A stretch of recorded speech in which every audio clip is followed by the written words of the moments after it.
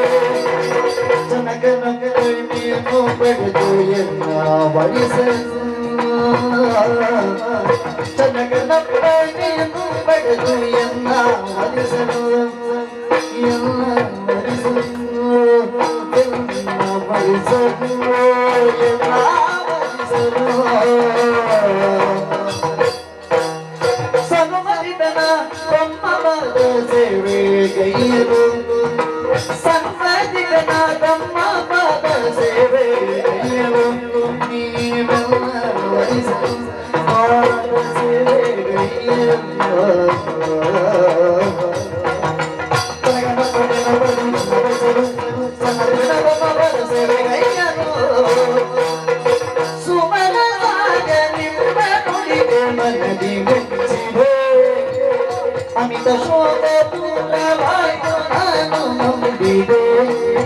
मनदी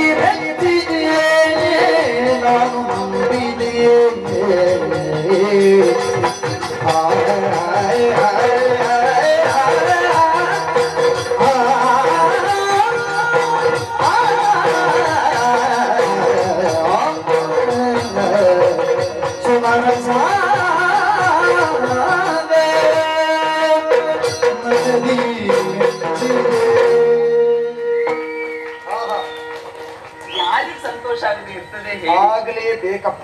ನನಗಿನ್ನು ಬದುಕೇ ಇಲ್ಲ ಅಂತ ಭಾವಿಸಿಕೊಂಡದ್ದು.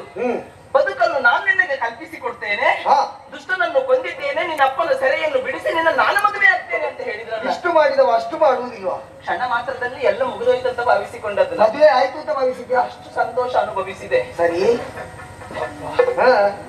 ಸರಿ, ಏನು ವಂಶದಲ್ಲಿ ಹುಟ್ಟಿದವರು ನೀವು, ಪ್ರಮಾದ ವಶಾತ್ ಏನು ನಾಡಿದ್ರು ಅದನ್ನು ಪ್ರಮಾಣ ಅಂತ ಅಂಗೀಕರಿಸುವವರಂತೆ.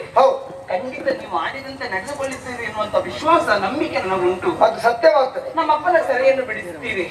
ನಮ್ಮಪ್ಪನಲ್ಲಿ ಈ ವಿಚಾರವನ್ನು ತಿಳಿಸಿದಾಗ ನಮ್ಮ ಅಪ್ಪ ಒಪ್ಪಿದ್ರೆ ಮಾತ್ರ ಮದುವೆ ಆಗುವುದಕ್ಕೆ ಸಾಧ್ಯ ತಾನೆ. ಇಲ್ಲದಿದ್ರೆ ನಮ್ಮ ಅಪ್ಪ ಒಪ್ಪಿದ್ರೆ ನನ್ನ ಜೀವನದ ಕೊನೆ ತನಕ ನಿಮ್ಮ ಪಾದ ಸೇವೆಯನ್ನು ನಾನು ಮಾಡಿಕೊಂಡಿರ್ತೇನೆ.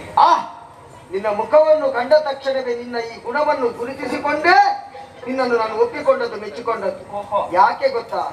ಎಳೆಯ ಪ್ರಾಯದಲ್ಲಿ ಯಾವ ಸಂಸ್ಕಾರವನ್ನು ಮಕ್ಕಳಿಗೆ ನೀಡಬೇಕೋ ಆ ಸಂಸ್ಕಾರವನ್ನು ನೀಡುವಲ್ಲಿ ನಿನ್ನ ಅಪ್ಪ ಹಿಂಜರಿಲಿಲ್ಲ ಎನ್ನುವುದು ನಿನ್ನ ಈ ಸಂಸ್ಕಾರದಲ್ಲಿ ಅರ್ಥವಾಗ್ತದೆ.